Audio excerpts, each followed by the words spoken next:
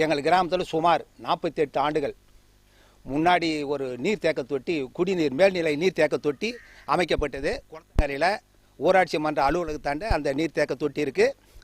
50 ஆண்டு காலம் அது கடந்து விட்ட பிறகு இப்பொழுது அதில் உள்ளே இருக்கிற அந்த கம்பிங்க, சென்ட்ரிங் கம்பிங்கெல்லாம் துப்பி ஏறி கீழே அடாடியாக அப்படியே பிளாட் கொட்டுது.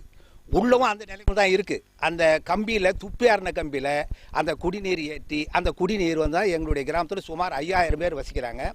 இந்த 5000 பேர் அந்த தண்ணி தான் குடிக்கிறாங்க. இப்போ அந்த தண்ணி குடிக்கிறதுனால பலவித நோய்கள், தொற்று நோய்கள் ஏற்படுறதுக்கான வாய்ப்புகள் இருக்குது. அதாவது அந்த தூண்கள் இருக்குது இல்லை, காலம்னு சொல்லுவாங்க ஆங்கிலத்தில்.